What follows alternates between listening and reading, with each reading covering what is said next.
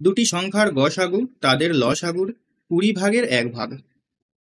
20 ভাগের 1 ভাগ মানে বলেছে গসাগুটা তাদের লসাগুর 1/20 অংশ। 20 ভাগের 1 ভাগ মানে কি 1/20 অংশ। যদি একটি সংখ্যা 96 হয় এবং লসাগু ও গসাগুর পার্থক্য হয় 456, লসাগু আর গসাগুর পার্থক্য 456 দিয়ে রেখেছে, আর একটা সংখ্যা 96 দিয়ে রেখেছে। তো এখান থেকে 20টাকে আমি এখানে নিয়ে আসতে পারি।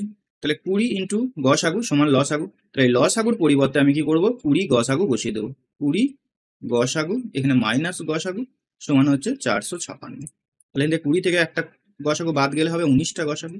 19 গসাগু সমান হচ্ছে 456। এটা গসাগু সমান কত হবে, নিচে 19 চলে আসবে।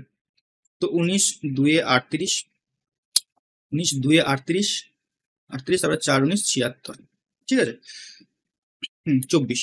ওকে, তাহলে গসাগু সমান হচ্ছে কত, 24। গসাগু পেয়ে গেলাম 24। তাহলে লসাগু কত হবে, লসাগু কত হবে 20 ইন্টু গসাগু।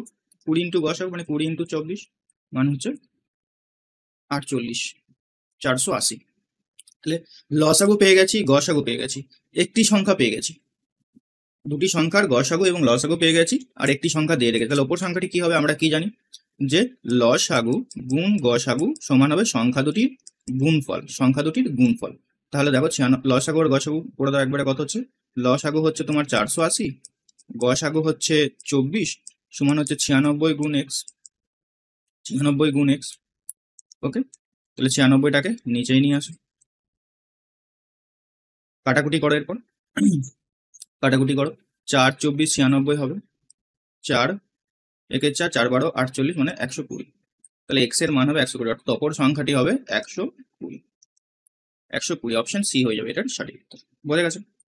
তো এই অঙ্কগুলোকে তোমাকে দেখো যেমনটি বলেছে সেই অনুযায়ী করতে হবে, তাহলেই অ্যান্সার চলে আসবে।